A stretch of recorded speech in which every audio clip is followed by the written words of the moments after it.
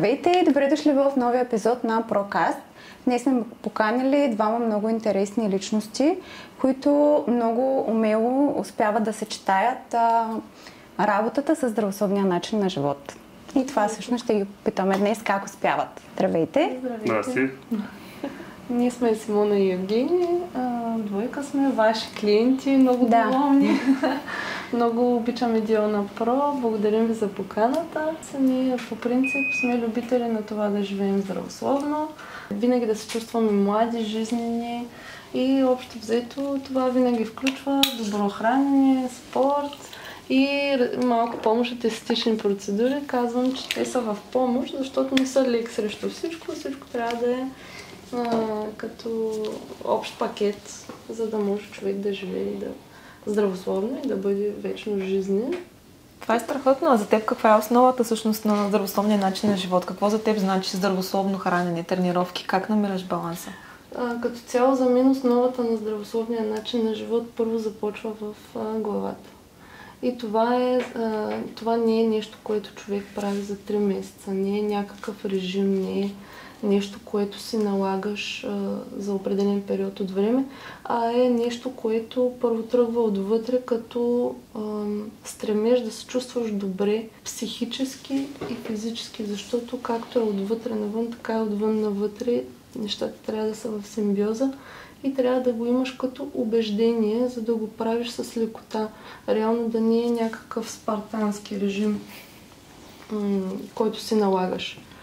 И за мен почва първо от психиката и вече всичко като колело, нали, следва едно след друго. На мен са ми интересни да пробвам нови спортове, нови процедури, нови неща, които те освежават отвътре, отвън. И така, съответно и на него така, и двамата просто постоянно се опитваме да пробваме нови неща. Както сега. Да. Не мини седмица и искаш да направим това. Да, супер. То е най-хубаво, че си имате и един на друг, нали, като компания. Много трудно мъже са на живота. Но той е много отворен към такива неща, защото и за него това е важно. И той е много се грижи за здравето си и отвътре, и отвън. А всъщност как стигнахте и двамата до този модел на мислене? Защото за някои хора и това дали натурално, за други от семейството, трети някаква вътрешна мотивация. Може би Евгения и Симона, вие отделно да споделите за всеки един сам за себе си. Как дойде тази вътрешна нагласа? За мен дойде от това, че когато аз се грижа за себе си, се чувствам много по-свободна да бъда себе си и в света. И на работа да бъда по-пълноценна, и с колегите да се разбирам, да има любов, да има разбирателство, хармония. Когато вътре в човека има хармония, нали, на физическо и на психическо ниво, ти просто цъфтиш и за всичко около себе си, и всичко около теб цъфти. И когато видиш този ефект, тебе ти се иска, те просто не ти се иска да се затлачваш и с мисли, и с навици, и с лоши компании дори.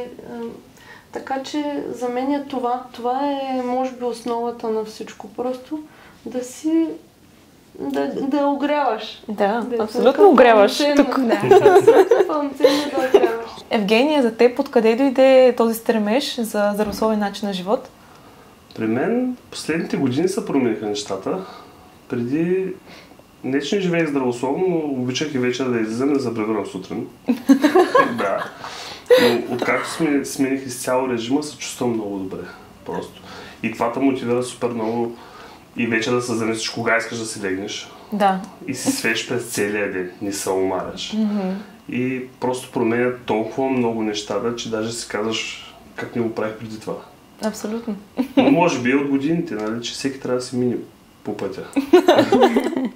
А всъщност в твоето обкръжение срещна ли някакви затруднения, защото сменил си режима, дали съответно... Да, смених хората. Да. То обикновено така се получава. Да, няма как. Да, абсолютно. А относно лошите навици, така да кажем, с какви лоши навици сте се сблъскали в живота и какво ви помогна да се справите с тях? Защото знам, че това е винаги актуална тема и според мен на хората най-трудното нещо им е дали мотивацията или волята и дисциплината. Може би нямат достатъчно силно защо, нали, да се променят, или започват, обаче продължава да ги дърпа стария начин на живот. Вие как успявате да... То всеки лош навик е общо взето запълване на празнини някакви. Тоест, в някакъв аспект от живота си ти се чувстваш празен или неудовлетворен и запълваш с нещо, с което си свикнал да запълваш тази празнина от ранна детска възраст или после в младенческите години. За мен е било храна, за него е било повече алкохол. Общо взето, според мен, всеки човек трябва да си задава въпроса, когато посяга към различни дали субстанции или навици, да се запита в тези моменти как се чувства, за да види кое чувство го кара да прибягва като способ по тези навици.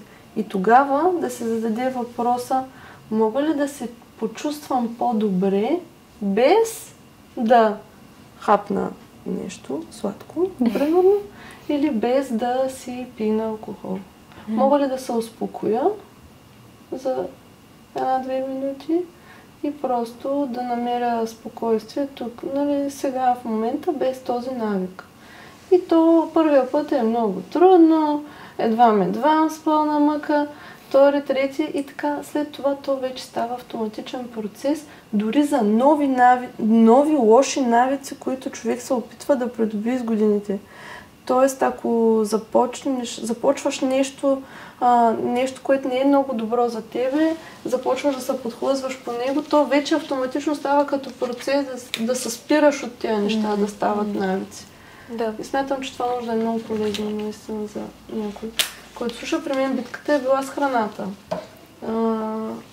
Значи, аз съм пълнила нали, най-различни празнини, самота или някакви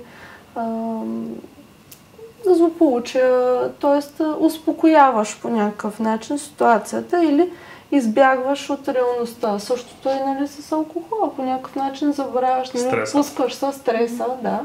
Силен стрес, когато настъпи в живота. И така. Но аз съм имала, нали, битка. Имам висше образование по хранителни разстройства. И за мен, честно казвам, даже нещата, които съм научила в мъките си, просто за мен е мисия наистина да помагам на хора като мен, които наистина просто не знаят какво да правят. Той е като един омагьосан кръг. И не само за храната, и за други зависимости, наистина. Просто има такива способи, до които аз съм стигнала, които по някакъв начин са ми дали свободата от това нещо. А какво научи всъщност по време на това образование? Кои бяха най-ключовите неща, които ти помогнаха дали на теб лично или дори на хора около теб в това образование? Защото съм сигурна, че е имало нещо, което... Нямам висше образование. Окей, да. Казвам такова образование от живота. Окей. Чисто от опит. Отличен опит. Аз смятам, че това е най-ценното образование. Няма кой да те научи никъде такива неща. Това трябва да си минал през всички гадости и тогава да отидеш при един човек, който минава през тези неща в момента, че да му помогнеш. Ми е писнало да слушам хора, които цял живот са били в добра форма, не са се мъчили кой знае колко, но им е готино, нали, да спортуват и да се хранят здравословно и са учили това нещо. Евала няма такова, но просто трябва да влезеш в обувките на другия, за да му помогнеш. Това са и най-успешните психолози, хора, които са се мъчили с най-различни състояния. Нали. Така че и за нутриционистите, за мен това са си професии, които са си призвание според личния опит на човека. И за това. Много е дълго сега да кажа. Кои са стъпките? Като напиша книга. Добре, ще се поканим пак и ще разкажеш допълнително. Окей. Иначе, ето сега, нали, човек, когато се стреми към здраве и младост, неизменно си стига и до естетичните процедури. Да. Нали, то е нормално. Просто човек, когато иска вътрешна красота, той търси и външна красота. Да. Няма как. Тоест ти, когато искаш свежест и младост, ти винаги я търсиш и отвънка. Аз затова, нали, съм ваша голяма фенка, нали, с вас от години. А кои са любимите ти терапии, съответно? Какво се насочи първоначално? Опита ти? Аз първоначално дойдох в Диона Про за лазерна епилация, нали, но вече след това екипа, нали, като започна постепенно да надгражда, горе-долу съм пробвала доста неща. И инжекционни процедури, доста, които са много хубави за кожата. VelaShape, доста време върши това. VelaShape, нали, машината, която е преди NueraTight, т.е. NueraTight е, нали, по-висшата форма на това, но аз с нея постигнах доста, защото тогава аз от отслабване имах, Йоанка знае, нали, доста отпусната кожа и много ми помогна тогава VelaShape. Момичетата много индивидуално подходиха към мен, защото, знаете, на човек тялото на всеки човек е различно. При мен имаше, нали, тук по коколчета, колена, нали, сега в други студия, нали, няма, кажи, че такава, нали, процедура на коляното, обаче, нали, просто при мен беше, помня, по 3-4 часа сме стояли с Йоанка, но имаше прекрасни резултати. Аз и генетично коляното ми беше плоско, нали, да няма оформен кокъл, да няма тук оформено и с спорт, с диет, нищо не го повлияваше. Тогава с велата, помня, 3-4 см свалихме от обиколката на коляното, бричовете. Правила съм си крил. Бричовете при мен е генетично, без значение дали съм спортувала, слабичка, пълна, винаги така отстрани бяха като едно такова. И Дими даже мисля, че ми подари дори такава процедура. Криотерапията. И от тогава аз там нямам тези бричове. Само една ми трябваше, защото аз не бях много килограми. Нали? Нямаше много масна тъкан. Нямаше много, но просто там точно тези 3-4 см си стояха така и няма повлияване, колкото и да клякам. И не ми се е налагало да правя втора. Няма и да се наложи. Да. И така. Нали, като започнах и инжекционните процедури, просто лицето ми се подмлади страшно много. Определено и доктора, който, нямам думи за доктор Валерия, просто аз при друг няма да отида. Но и аз съм казала, че каквото си правя само при вас, така или иначе. Благодарим за доверието. Да, просто винаги такова лично отношение. Между другото, да споделя, сега имам възможност да споделя, защо всъщност аз започнах редовно да идвам в Диона Про. Аз бях смаяна първия път, като дойдох. Първо, още като влезеш, чистотата. Всичко имаше перфектно място, подреждане, всичко беше надписано. Аз верея за това нещо. Толкова много обичам. Толкова много го ценя, защото знам, че изисква изключителна подреденост, фокус и грант поглед върху нещата, за да го направиш това нещо. И просто много го оцених. И си казах, тук са моите спирит енеми. Да, и просто имаш много лично отношение и си казах, че каквото с две думи, това много ме спечели. Да. Всичко детайла, отношението. И дори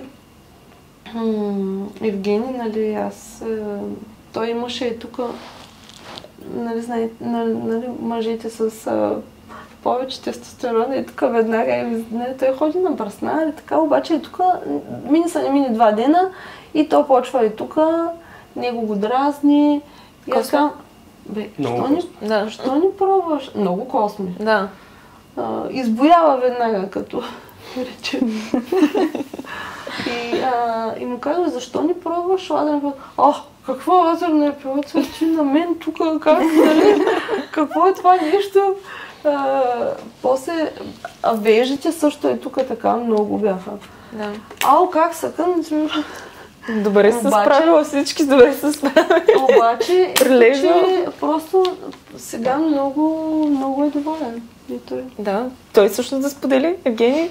Трудно са навино. Защото за мен беше странно да отида на такава процедура въобще. Да. Като мъж, ти повечето мъже така да играят. Да. Но виждаш, че изглеждаш още доста мъжествено. Така че, всъщност като усещане, имаш ли някакви очаквания? Оправдаха ли се? Определено. Да. Определено, защото буквално на втория ден вече, след като съм ходил да му бръсна, вече изглежда занемарено. Пък сега ходя на 2 седмици. Да, супер. И изглежда така се едно сега обръсна. Да. И врата също. Да. Аз смятам, че доста мъже биха се възползвали, биха били супер доволни от тази процедура. Ако ги закарат един път. Да. Жена им, ако ги закара веднъж. Това нещо се случва. Да. Добре, това е страхотна. Вие като двойка, предполагам, имате някакви общи такъв тип, дали ритуали или обичате да правите неща заедно, нали, спорт. Споделете, може би да дадете идеи на други двойки, които искат да се мотивират да правят нещо заедно, да подобрят живота си заедно. То ние май всичко правим. Всичко правим заедно, като начало да спортуват заедно. Да. Повечето искат да спортуват по-отделно. Моите приятели примерно казват, аз как ще ходя с жена ми да спортувам. Защо не? Искат да са с мъже, примерно. Това пък. Но то ние не се изтезаваме да спортуваме, да ходим такова. Ние правим приятно. Да. Купили сме си пътечки пред телевизора, някой филмче ще гледаме, нещо имбиричка на пътечката. Да, т.е. е такива неща, които хем те карат да се чувстваш добре, хем в същото време не те изтезават, хем пак са някакъв поръв към това да се чувствате добре. Готвим си много, правим си рецепти най-различни. Разхождаме се, караме ролери. Скачаме на батути. Да. Сега ставаме треньори по батути. Сега новото е този месец, чуваме да се сертифицираме. Да си правим готини тренировки в къщи и така, но просто да сте навити да правите най-различни неща заедно, да се пробвате нови неща. Още много работи. Аз по-скоро първо се съгласявам и после казвам, ако не ми е харесало. Да, той си отворен просто да пробваш нови неща. Защото трябва да го видя. Да. Някои случаи, последно пак нещо, какво... вика, не мога ти фана с пъти. Вика, ти си сигурна, ще има ли време за това нещо?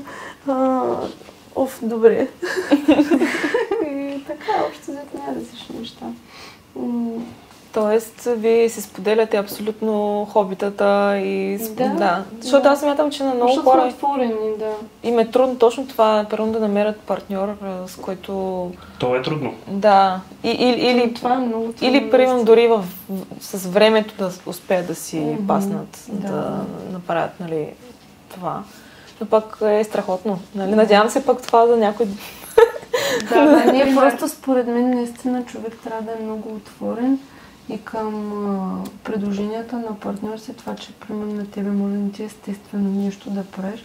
Пробвай, ако не ти хареса, не ти хареса. Важното е, че партньора ще го оцени. Да. Сега... Чудя се, какво съм ти отказала. Сега говорим за хубавите. Джетове, примерно, хора на фризьори. Се ма кара да ходим на джетове, вика, тъпо си направих косата. Да. И той вика, добре, отивам да питам инструктора, може ли да те вземем, вика, от брега и да не ти мокрим косата. Добре. То май няма стане, защото не гледаме тия хората отвъдре плуват да. Да, смислил вариант, който да се намокри. На това не съм му се навила. Да. Аз не сещам за още работи, ама това е дълга Скачане с парашут, примерно. За парашута, да, там знам, че... Много ми е нискокръвната, аз ме страх. Да.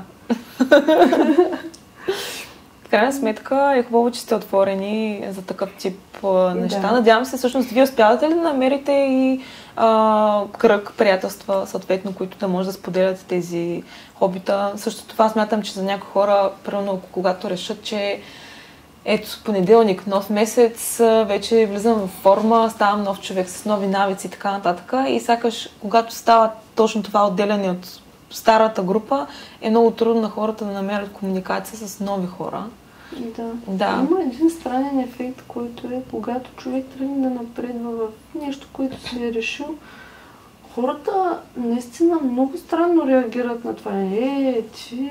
Взе се за голямата работа. Да, защото е трудно. Защото е трудно и те вътрешно те не го осъзнават, не го правят нарочно хората. Да. Просто един вид ги яд, че те не могат. Че те не напредват. Някакъв вътрешен такъв човещенка е, нали? Ама трябва да си там. Да.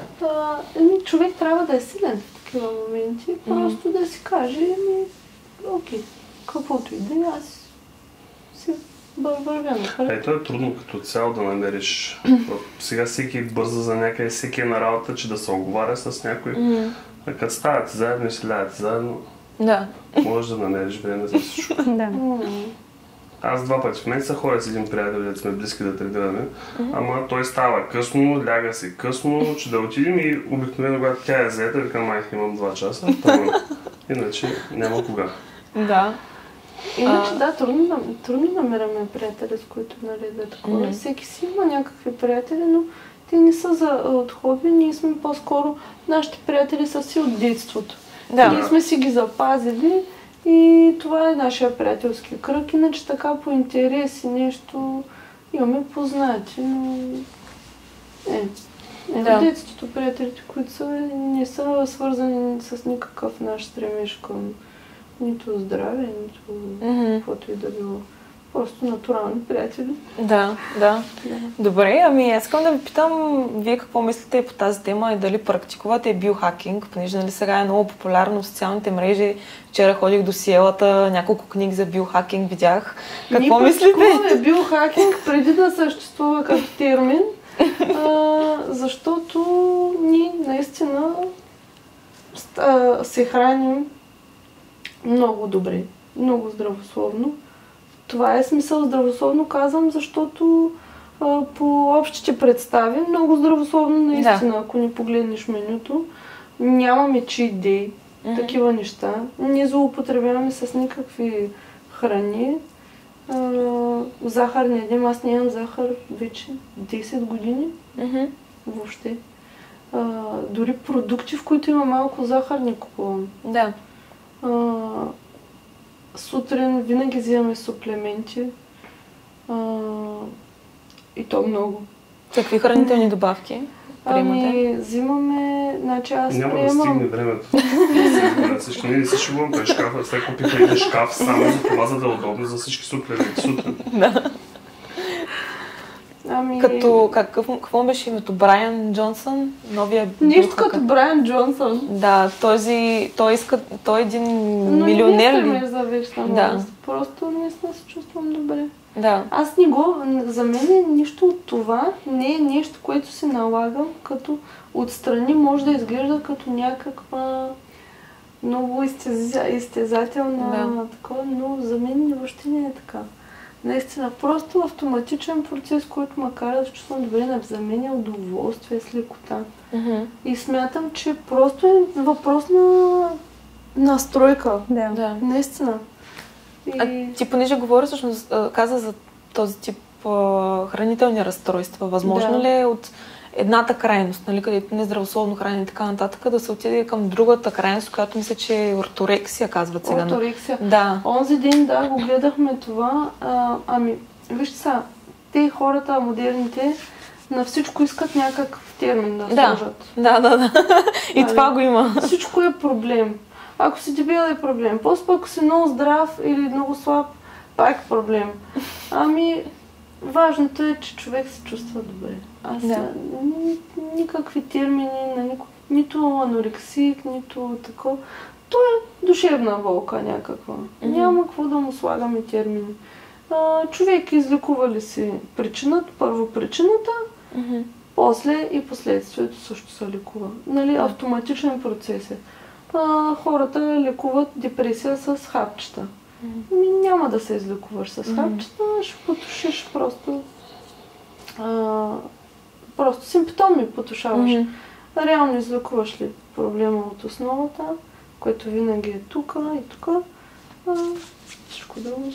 Да. Та може да се нарече орторексия, ама за мен си е супер. Да.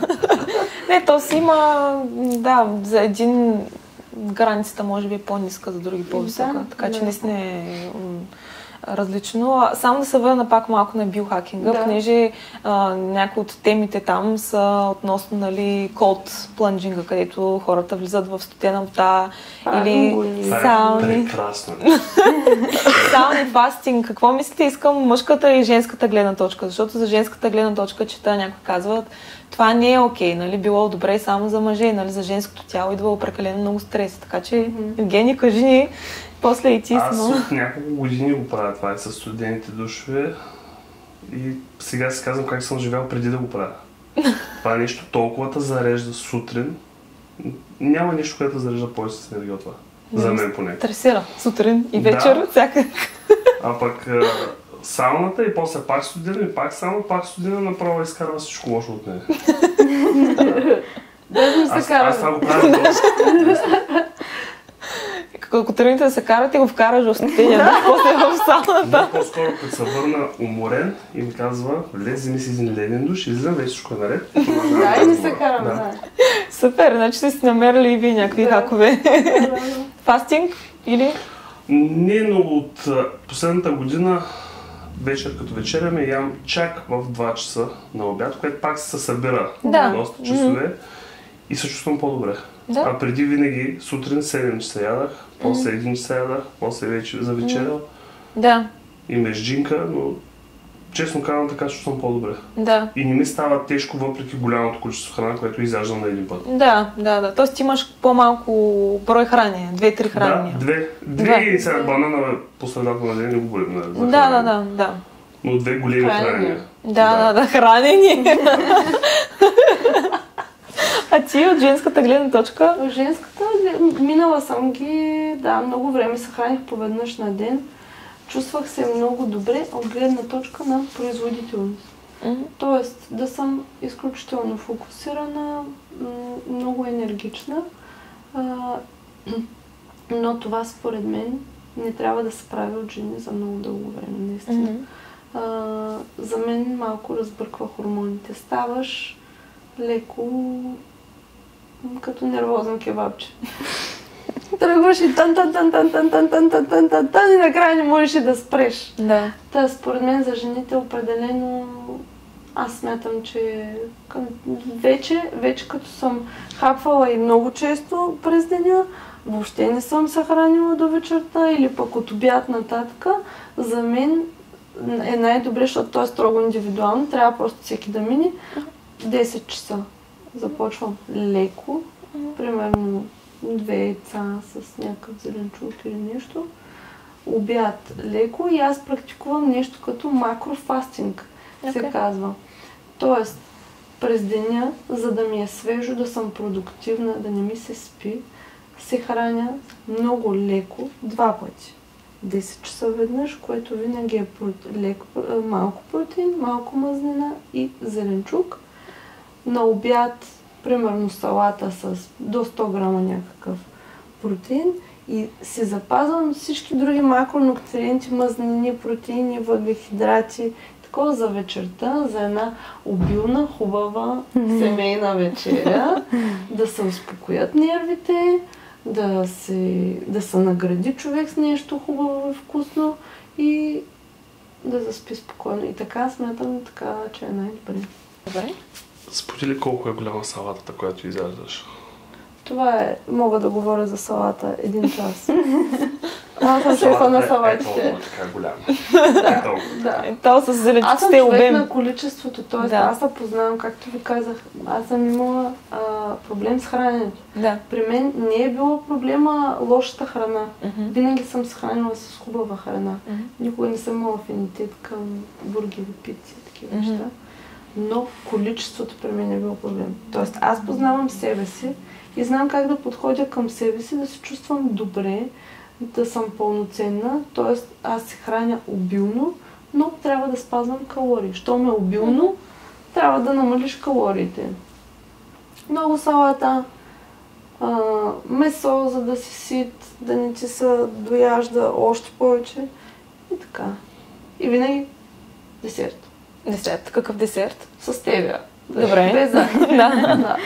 Ти ли си го правиш И или? шоколадчета. Шоколад си хапваме, защото е нещо наситено, което те задоволява с малко. Нали? За душата. За душата просто, да. Винаги трябва да има нещо за душата, за да ни издивява. А ти включваш ли се към студените душове на Евгения или? Аз си правя хладни. Хладни, окей. Хладки. Много студени не, но ходя на криосауна, което много благоприятно ми действа. Значи, имам ли смотан ден, просто когато отида на криосауна, за 3 минути след това едни ендорфини в мене толкова се чувствам енергична, все едно започва нов ден. Но също смятам, че за леден душ при жените не е много стрес. Определено е доста стрес. Да. Да. Съгласна съм, аз също. Аз по себе си, ако трябва да съдя, за мен е голям стрес. Да. Даже и хладка вода малко ме стресира понякога. Ето, никога не става приятно. Никога не става приятно. Никога не става приятно. Ефектът е след това просто. Да. 2-3 часа. Дори ако хладна вода освежава. Освежава, да. Освежава. Това е, смятам, че е достатъчно за данните. Да. Съгласявам се. Добре, ами беше ми супер приятно да си поговорим. И на нас. Благодаря за поканата. Да, няма Да, защо. защо направо 2 часа, ако ни дадете, можем 2 часа си. Ами аз мога да си говоря с вас 2 часа, но знам нашия камерамен. 2 часа животно стоят на камера. все пак трябва излъжа. Добре, може би да заключим все пак епизода с нещо от вас, нещо като съвет. Пак насочен към здравето, дали към жени, дали към двойки, дали към някакъв тип хора конкретно, вие си изберете, но от сърце, което бихте дали дори съвет на себе си преди 5 години, 10 години. От сърце, просто ако Обичай се. Не, то много себично звучи това, обичай се. Ако могат хората Обичайте да се. си позволят да се чувстват добре отвътре и отвън, за да светят наоколо, просто да са полезни за себе си, за живота, защото той им е даден да бъдат полезни. Ти не можеш да бъдеш полезен по никакъв начин, ако си затлачен с навици, дали ще е с... Ако си грозен отвътре и вън, не можеш да си полезен. Край. Определено. Дисциплината е просто отговорност към дара, който ти е даден. Наистина тялото е просто един носител на душата, на ценностите, които носиш, за да си полезен с тях. Реално. И ако не се грижиш за себе си, няма как да стане. Ако си губиш времето, то просто има ли смисъл? Няма смисъл. Значи аз с нетърпение чакам твоята книга. Няма смисъл от живота, ако си губиш времето в такива неща. Абсолютно. Грозни мисли, грозни навици, грозни хора.